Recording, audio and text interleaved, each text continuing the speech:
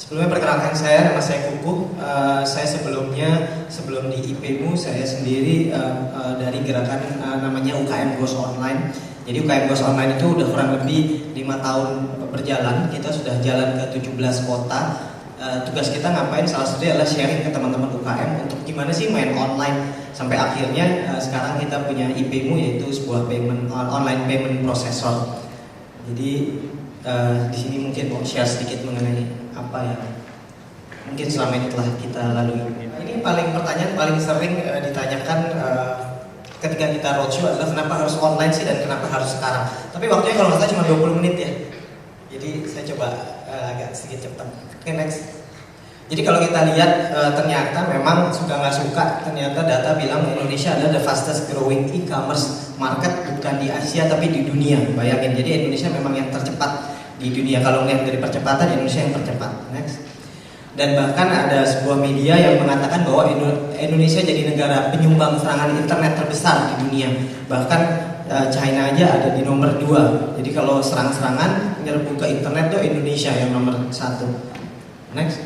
Nah kalau dilihat dari key statnya, ini data juga diambil dari beberapa, dari APJI juga, bahwa sampai dengan pertengahan tahun ini diperkirakan sekitar 82 juta pengguna internet. Dan end of year kalau dilihat proyeksi pertumbuhannya sekitar 107 juta, dan sampai 2015 diprediksi sekitar 139 juta pengguna internet di Indonesia.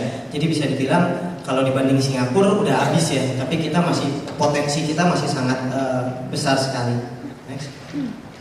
Nah, internet penetrasi sendiri diperkirakan sekitar 29%, dan untuk kota besar penetrasinya lebih ya, jadi 57%. Sedangkan smartphone penetration itu sekitar 24% pertumbuhannya. Next. Nah ini data dari Facebook. Sekali lagi, kenapa Facebook sih platformnya lagi-lagi Facebook, tapi ya suka nggak suka, memang Facebook menjadi satu platform yang cukup populer di Indonesia. Jadi kalau dilihat sendiri sampai diproyeksi sampai 2014 akhir 81 juta pengguna Facebook di Indonesia. Next. Nah ini sedikit market size-nya ya. Mungkin diperkirakan ada 107 juta user dengan 36 juta itu netizen. Netizen itu kalau bahasanya biasa disebut orang yang udah spending internet di atas 3 jam sehari, itu masuk kategori netizen. Kalau yang cuma di bawah 3 jam itu belum masuk kategori netizen. Dan dari segitu ada 7 juta orang yang sudah mulai belanja online. Dan dari sana ada juga data kita compile Indonesia SME itu kurang lebih ada SME OKM itu diperkirakan sekitar ada 56 juta, dan ada 5 juta SME UKM yang sudah secara infrastruktur tuh udah bisa di-tag sama online. Tapi sayangnya baru sekitar 75 ribuan SME yang benar-benar sudah memanfaatkan online dalam artian punya domain dan lain-lain. Nextnya ini dari sisi data dari mobile user ya, 251 subscription, populasi, dan 282 subscription.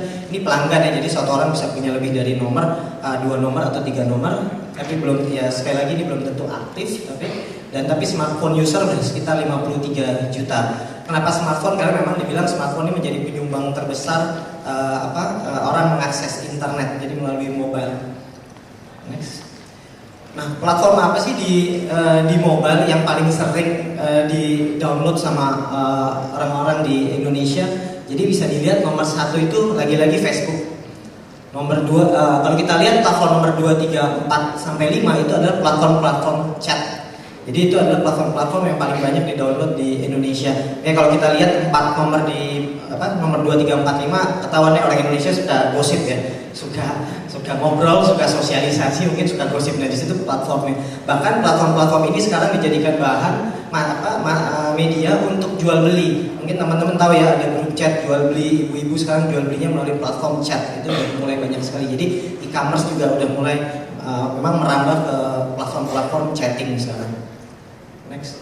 Nah ini ada data, waktu itu kita juga datang di acara Google Indonesia, ada sharing dari mereka, itu ternyata dibilang bahwa 1 dari 2 orang yang online di Indonesia itu sudah mulai mau belanja online. Jadi dalam 1 tahun ke depan itu dari 1 dari 2 orang itu sudah mau mulai mencoba untuk belanja online. Next. Nah dari alasan orang mau shopping online adalah masih biasa. Jadi orang online mindsetnya masih belanja itu kalau di online itu biasanya harganya lebih murah, banyak diskon. Jadi memang itu masih jadi salah satu reasonnya mereka.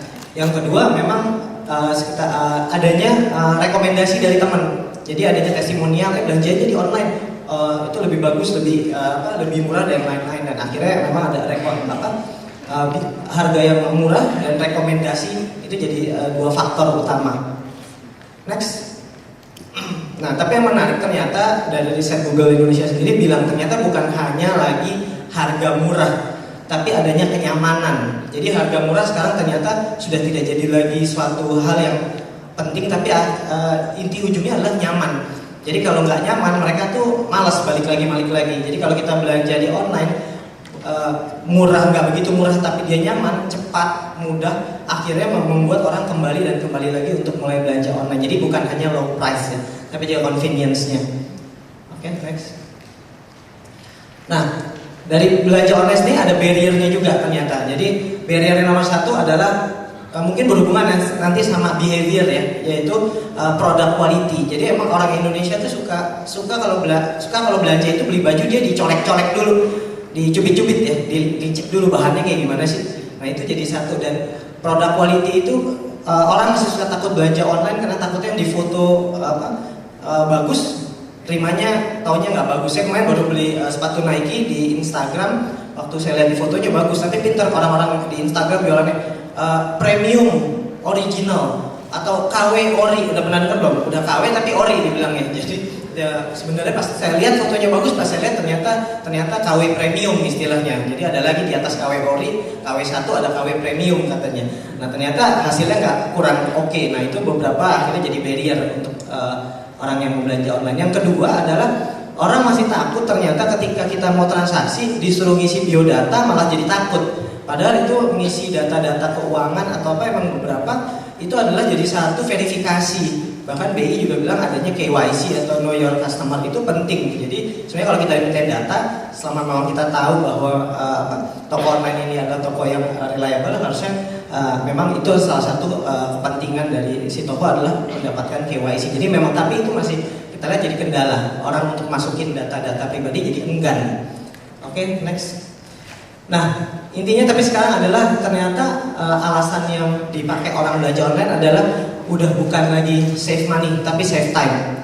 Jadi kalau dulu mungkin 3 tahun lalu orang masih mikirnya oh belanja online itu lebih murah, mindset itu udah mulai bergeser bahwa belanja online itu lebih save time daripada save money. Jadi nggak melulu karena harganya yang lebih murah.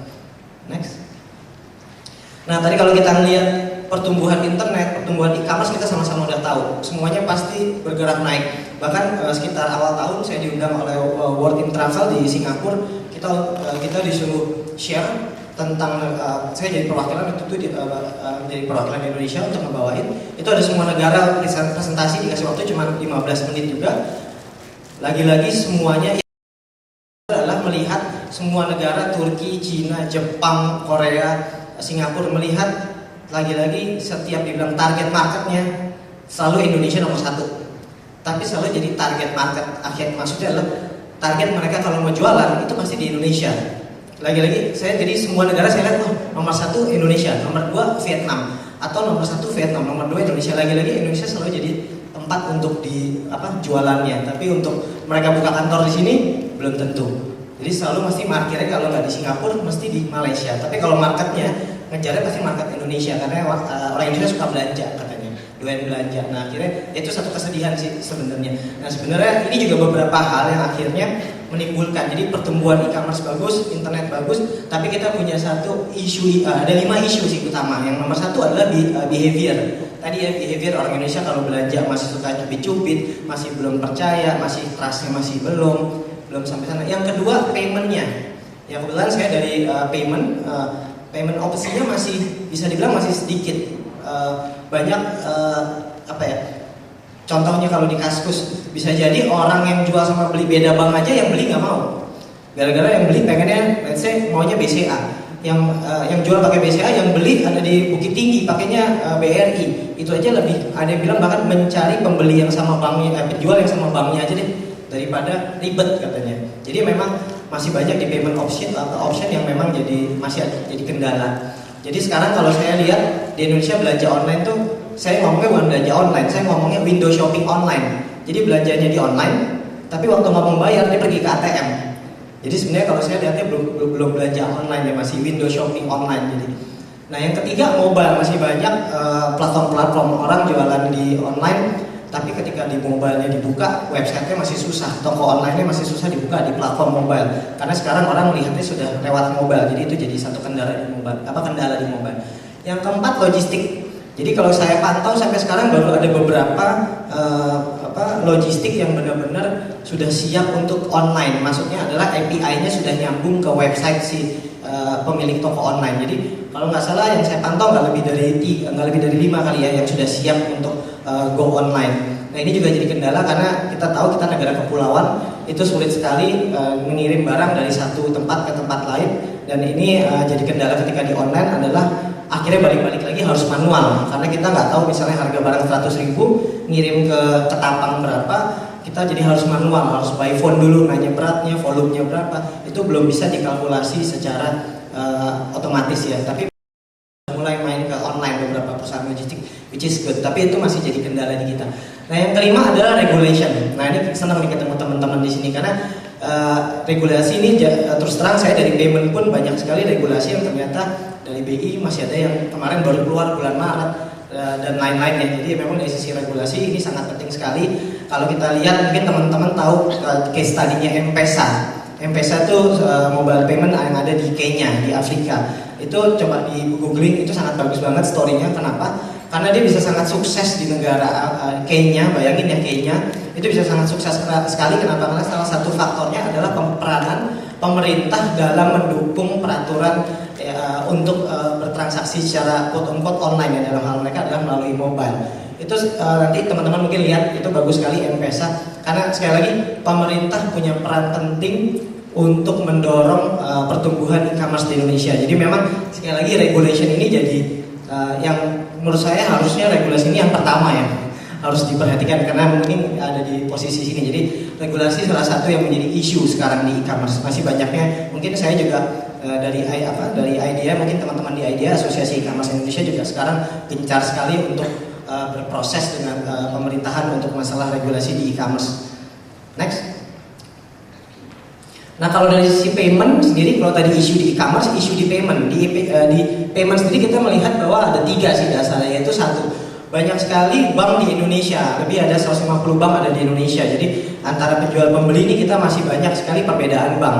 Nah, ini menjadi satu kendala. Yang kedua adalah yang ready untuk e-commerce. Kalau selama pemantauan kita ini belum banyak ready untuk e-commerce, dalam artian adalah sekali lagi sistem yang sudah terinjek ke dalam si web store-nya. Ini banyak, banknya banyak, tapi yang siap untuk e-commerce itu juga belum banyak. Yang terakhir adalah ternyata susah. Nah ini karena saya mewakili mungkin teman-teman UKM, paling susah itu dapat layanan dari bank kalau untuk sebuah website. Contoh saya jualan baju, saya datang ke bank, saya mau minta layanan dari bank. Kalau saya nggak punya PT, nggak punya badan usaha, udah jelas saya pasti nggak di-approve. Karena memang bank mengharuskan verifikasi seperti itu. Yang kedua, saya sudah di-approve, saya udah punya badan usaha, pas saya ajuin lagi saya ditolak lagi. Kenapa? Harus ada laporan keuangan 2 tahun.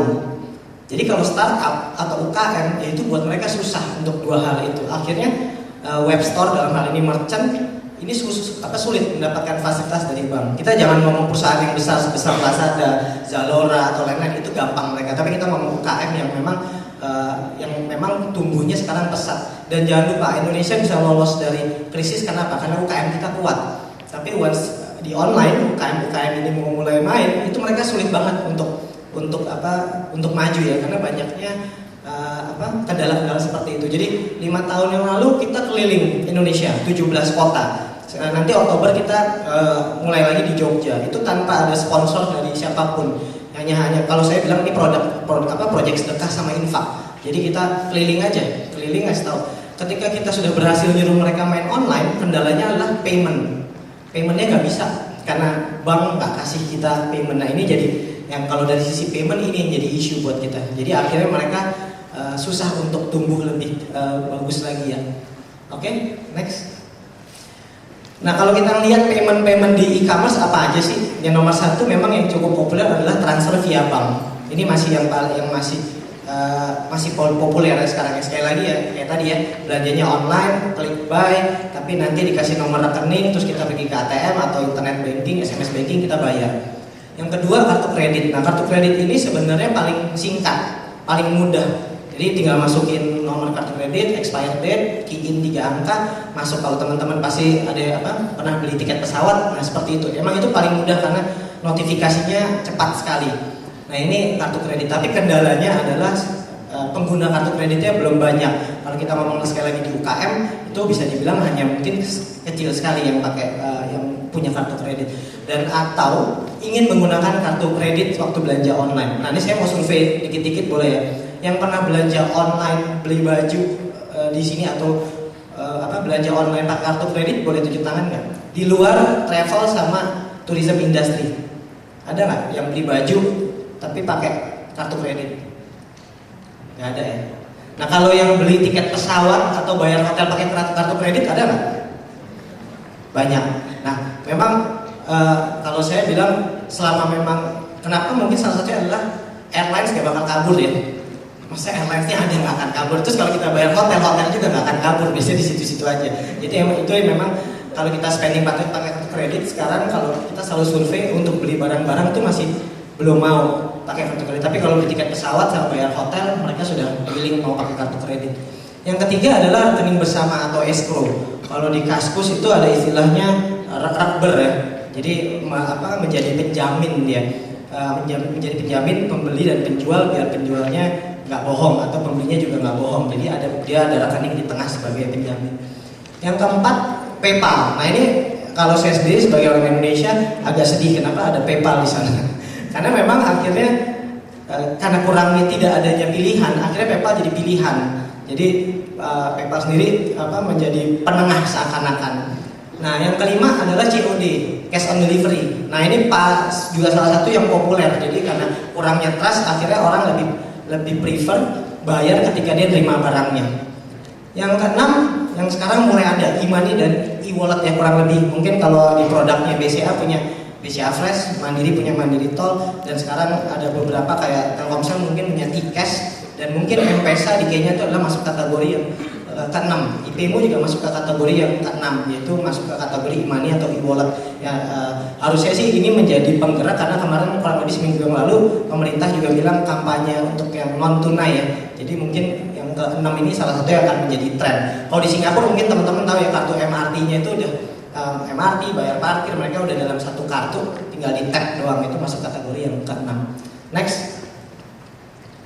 Nah, ini datanya saya lihat kemarin udah ada yang baru. Jadi dibilang bahwa e-commerce method payment-nya itu tetap masih transfer bank yang paling populer. Yang kedua COD, dan yang terakhir kartu kredit. Tapi saya baca kemarin di artikel sudah naik ke 10-15% transaksi e-commerce, transaksi pakai kartu kredit. Sekali lagi, terus data yang kita dapat juga ternyata dari persen itu untuk kartu kredit 70-80% pakai kartu kredit itu sekali lagi untuk beli tiket pesawat sama hotel. Untuk beli barang mereka masih agak enggan untuk menggunakannya. Next.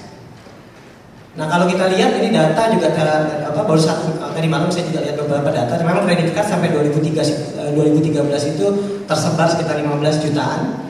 Untuk debit sekitar 75 jutaan. Jadi kalau kita lihat penetrasinya sendiri, memang kita lihat pengguna debit masih jauh lebih banyak kalau kita banding dengan kredit card. Next. Nah, kalau teman-teman suka lihat toko online, mungkin pernah lihat ya toko online kayak gini ya, logo banknya banyak banget di bawahnya. Nah, kalau saya ngeliat toko online kayak gini, saya cuma suka bilang ini pasti transaksinya ini orang nggak lebih dari 50 transaksi atau 100 transaksi per hari. Kenapa? Karena kalau ada toko online begini punya bank banyak, itu saya bilang pasti toko online-nya transaksinya kecil. Karena kalau transaksinya gede itu orang finance-nya pasti sakit kepala. Karena dia harus verifikasi setiap transaksi itu manual. Jadi bayangin ya, misalnya ada 5 transaksi masuk Bank Mega, 12 transaksi masuk BCA, 15 transaksi masuk Mandiri, akhirnya apa? Manual. Karena notifikasinya pasti manual satu-satu. Jadi kalau sehari dapat 100 transaksi, itu pasti sakit kepala orang finance-nya untuk buat ngurusin transaksi. Suka dengar ya bahwa orang Indonesia ada riset. Jadi dibilang ini survei. 5 menit sebuah toko online tidak kasih notifikasi bahwa orang yang bayar itu sudah bayar ke orangnya, orang itu akan ke sebelah bilang apa? Jangan percaya sama toko online ini.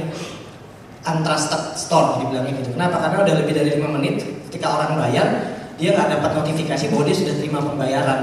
Tapi saya bisa maklum kalau dia modelnya begini. Kenapa? Dalam 5 menit kalau dia ada 100 transaksi, bayangin nggak? Dia pasti harus cek dulu uangnya sudah masuk atau belum.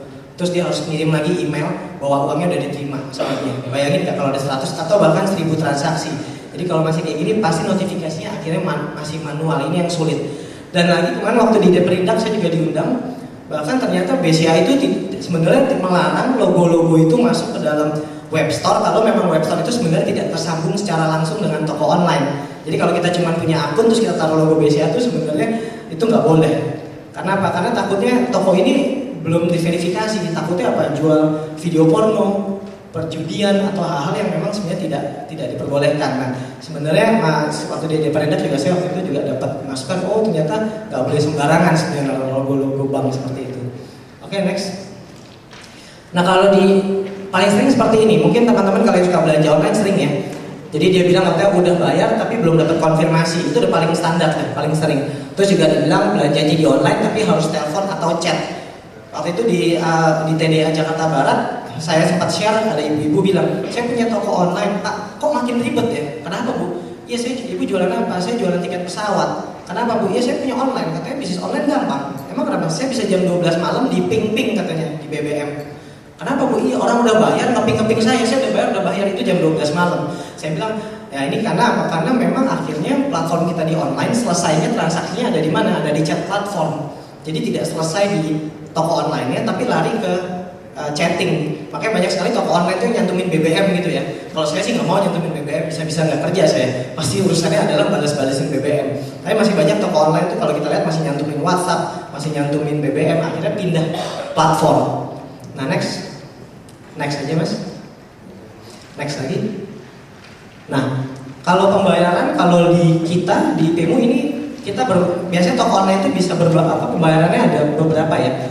Ada kalau di kita IPMU sendiri itu bisa terima dari sesama member, sesama pemilik wallet. Kedua, untuk yang non member pun bisa tetap bayar, tinggal masukin data kayak kita beli tiket pesawat, nanti kita akan dapat notifikasi email dan notifikasi dari email, nah kita tinggal bayar nanti ke ATM kita, bank apapun, karena kita udah nyambung ke jaringan ATM bersama Prima, Max dan bisa juga kalau orang yang mau pakai credit card bisa pasti. Dan yang kemarin baru aja kita launch ini karena untuk memfasilitasi orang-orang yang unbankable.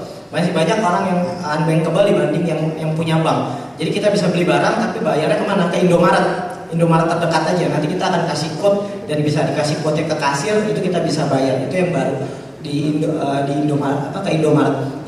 Yang terakhir PayPal. Nah, kalau kita lihat PayPal tadi saya bilang sedih karena PayPal, kita kerjasama PayPal bukan apa-apa. Kita pengen sekarang gantian UKM Indonesia bisa dibeli barangnya dari orang yang punya PayPal dari luar. Jadi kayak di Jogja banyak sekali kerajinan-kerajinan itu yang sekarang bisa dibeli sama orang luar menggunakan PayPal, gantian. Jadi jangan kita yang beli, tapi kita kasih fasilitas buat cross border transaction biar orang luar bisa beli dari Indonesia. Makanya kita masih coba memfasilitasi itu ya. Next.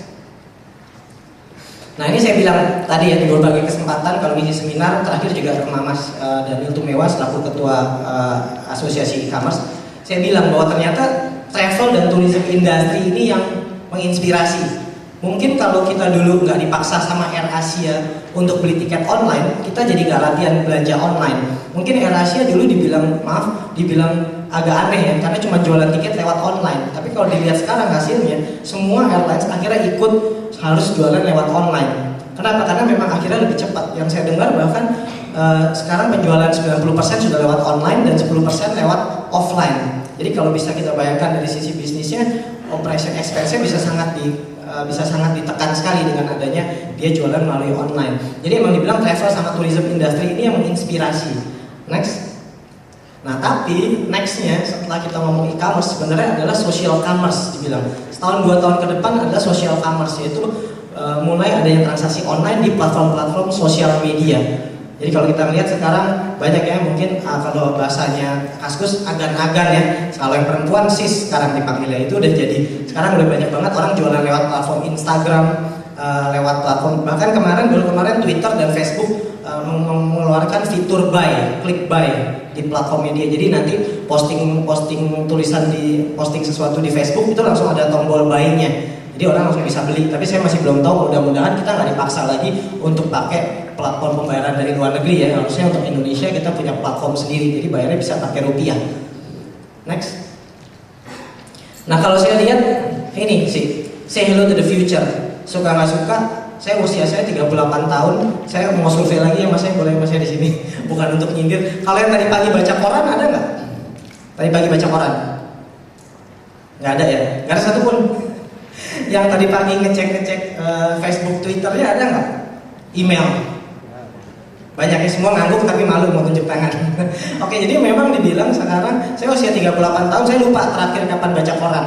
Tapi saya selalu cerita, kemarin saya juga cerita istri saya kalau beli koran tiap hari Jumat doang. Taunya dia melihat diskon Hypermart dibandingin sama Giant, dibandingin sama Carrefour. Hanya hari Jumat dia beli koran. Tapi sekali lagi nggak buat baca koran, dia hanya mau lihat diskonnya aja. Saya juga ketawa-ketawa akhirnya.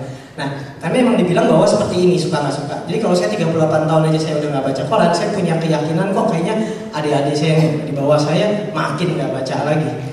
Dan makin muda makin nggak ketep lagi. Next.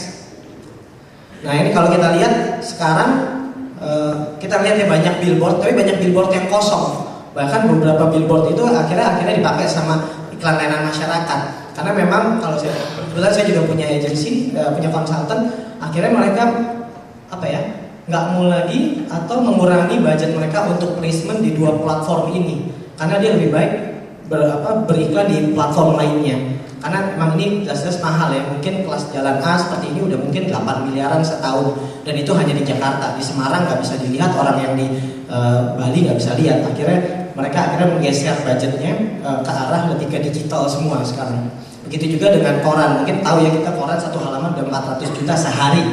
Mungkin besoknya udah jadi tempat bungkus gorengan. Jadinya akhirnya orang jadi malah berpikir untuk bermain di platform-platform ini. Next. Next aja mas, ini tadi udah. Nah ini kalau kita lihat sedikit aja, kenapa akhirnya Facebook jadi tempat yang menarik untuk e-commerce? Itu kalau teman-teman lihat mungkin ada printnya ya. Itu teman saya orang Jogja, dia punya toko bagus, toko jualan baju bola KW, nggak asli ya KW. Tapi kalau kita lihat, dia itu spendingnya itu paling kanan itu kecil sekali, tapi spendingnya per hari untuk iklan dia cuma iklan 10.000 rupiah, 10.000 rupiah. Tapi potensinya itu dia bisa mendapatkan sekitar 17.000 orang. Bayangin yang keluar 10.000, dia bisa mendapatkan potensi orang yang terpapar itu 17.000 orang hanya dalam waktu satu hari. Dan dia bilang penjualannya itu adalah kurang lebih 5% dari 17.000 orang itu. Ya hitung sendiri ya. Itu hanya placement di Facebook. Makanya ini jadi satu platform yang menarik buat mereka. Next. Nah ini ada sedikit aja bahwa dibilang satu negara bisa menjadi makmur bila ada entrepreneur sedikitnya 2% dari jumlah penduduknya. Nah Indonesia udah sampai segitu atau belum? Mudah-mudahan kita sampai. Next aja mas, next aja. Sorry balik. Nah kalau di UKM ini tiga dasar alasan ketika mereka mau main sektor UKM yang kendalanya adalah satu, pembiayaan modal itu standar, mau bisnis nggak ada modal. Kedua adalah teknologi. Nah ini yang kita coba, bahwa teknologi sekarang ke UKM nggak harus melulu mau mulai online punya toko fisik, tapi bagaimana mau mulai online ini kita bisa pakai platform-platform sebenarnya yang telah ada sebenarnya. Tapi pemahaman teknologinya harus dapat dulu, kalau nggak susah mereka mau mulai. Yang ketiga adalah pemasaran. Nah sekarang kalau saya share, mungkin udah era zaman dulu ya, pemasaran itu kita print brosur ya. Sekarang pemasaran dengan adanya teknologi, balik lagi ke nomor 2, bahwa pemasaran itu sekarang udah lebih bisa efektif dan ujung-ujungnya efisien. Tadi ya kita lihat contoh di Facebook dan lain-lain itu, di Google Ads mungkin itu salah satu platform-platform yang sebenarnya kalau benar caranya itu akan jadi efektif dan efisien sekali. Next aja mbak. Nah ini kalau saya seminar saya selalu kasih slogan ini, kreatif. Jadi karena kita carry, biasanya kita jadi aktif. Karena kita udah di comfort zone, kita tuh susah mau udah malas ngapa-ngapain. Jadi selalu saya ajak teman-teman untuk punya mindset pikir kreatif ya. Jadi kalau kurang modal bukan berarti nggak bisa ngapa-ngapain, tapi harusnya punya cara lain bagaimana kita bisa tetap punya usaha ya. Next. Ini contoh-contoh aja, case study. Kalau teman-teman ke YouTube, coba cari ini. Ini lucu sekali, dia jualan Will It Blend ini, dia jualan, pada dasarnya dia jualan blender. Tapi dia nggak punya biaya untuk pasang iklan di TV. Akhirnya dia apa? Dia nggak blender semua hal yang lagi populer di kata kunci yang lagi populer di YouTube. YouTube itu kan search engine juga ya. media berbasis video.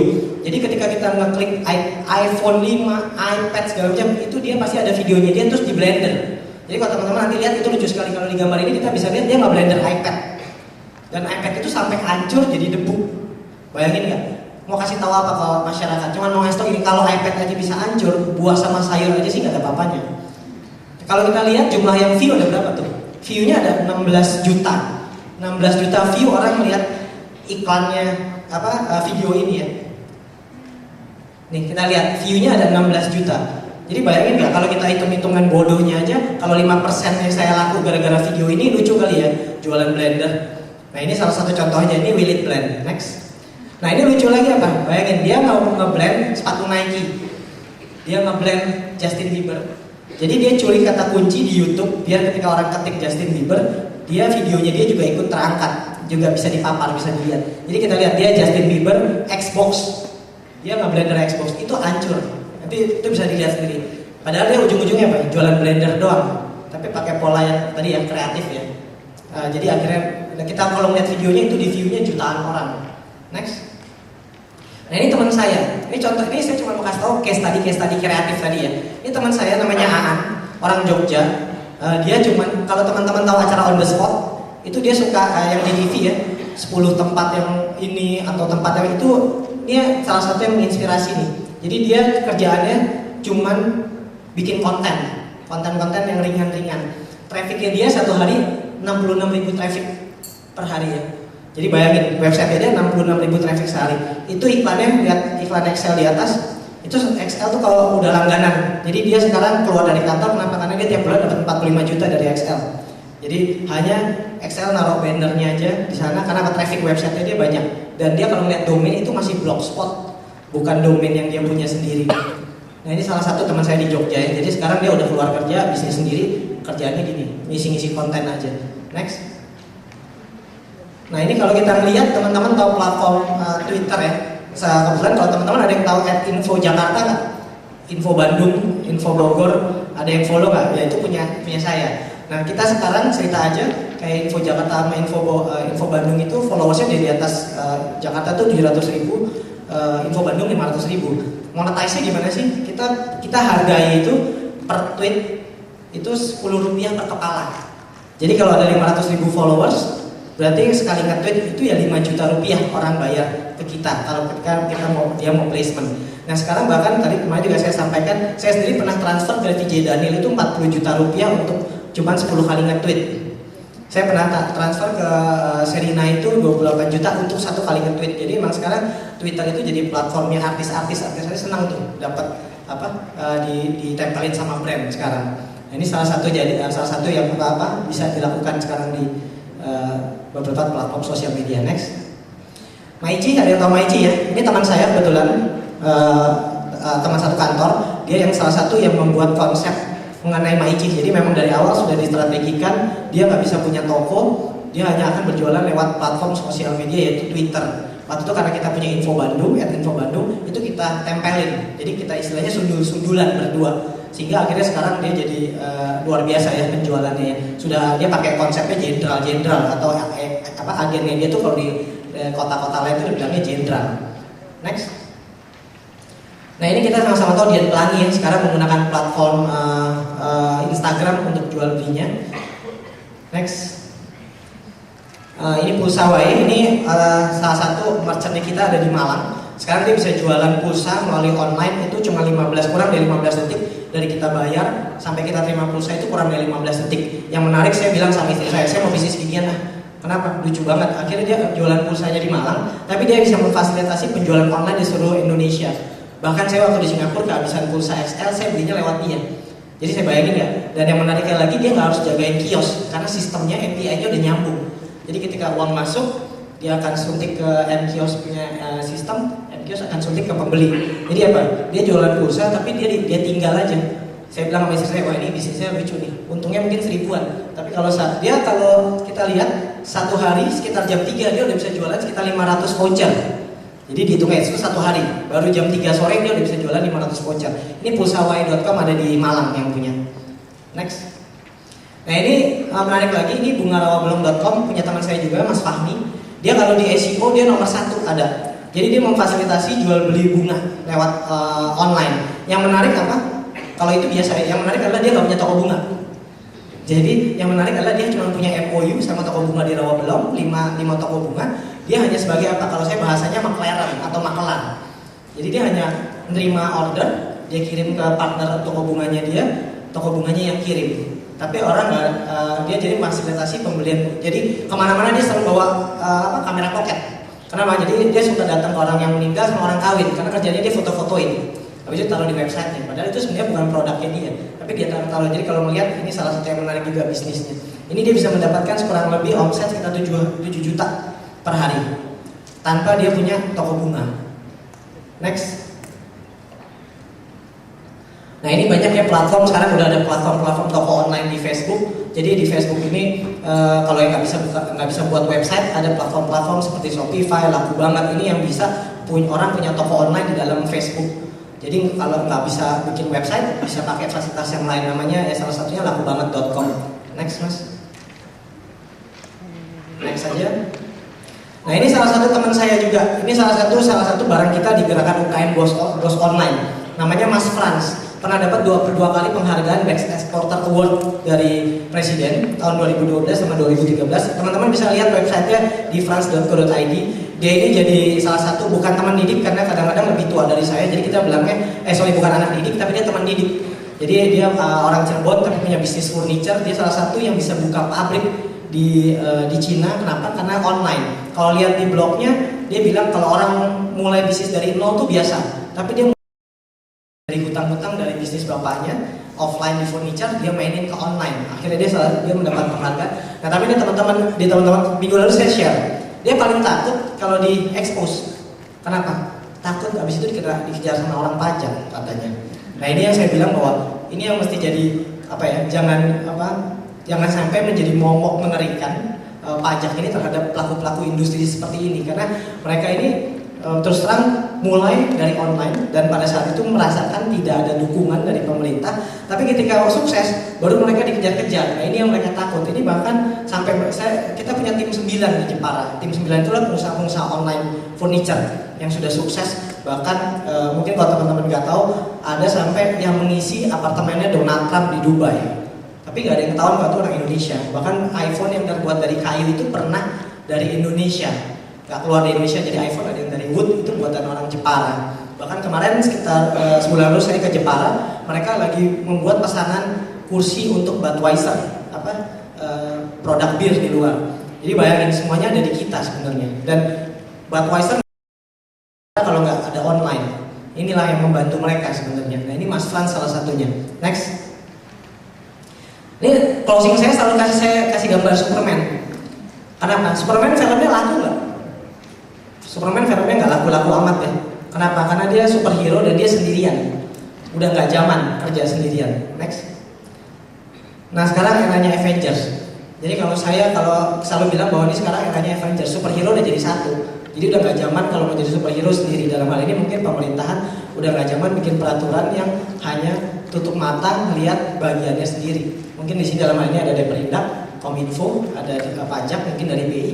Kayaknya udah nggak zaman buat peraturan yang sifatnya hanya blok-blok aja ya, kepentingannya masing-masing. Eranya udah Avengers soalnya sekarang. Udah superhero jadi satu. Kalau kita mau maju, Indonesia mau maju, ya harusnya udah jadi superhero bareng-bareng untuk kita sama-sama buat naikin pertumbuhan ekonomi digital Indonesia ya.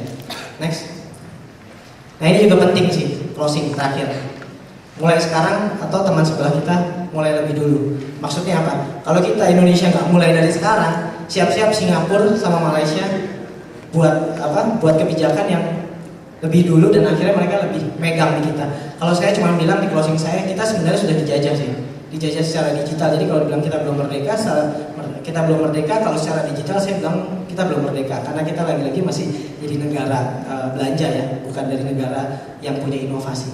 Sekian, assalamualaikum. Kemudian juga tadi ada yang menarik terkait dengan M-Pesa yang di Kenya ya, Mas. Jadi saya sempat ngobrol juga sama Mas Uku sebelum acara. Jadi dengan model pembayaran yang elektronik seperti itu peningkat penerimaan negara dari sektor polisian di Kenya itu meningkat. Karena selama ini yang mungkin membayar SIM, STNK dan lain sebagainya itu kan cash, ya. Kalau cash bisa jadi uangnya nggak nyampe ke negara, ke kas negara, bisa juga nanti lebih besar, tapi ditilep sama polisi-polisi sana. Tapi dengan pembayaran secara itu semua terdaftar dan semua bisa langsung masuk ke kas negara. Nah ini mungkin bisa jadi perhatian dari ibu-ibu dari Kominfo dan dari Kemendak. Mungkin kita bisa punya semacam payment gateway nasional yang sifatnya nasional, punya karya anak bangsa yang bisa kita kembangkan sehingga semua itu nanti balik lagi ke Indonesia.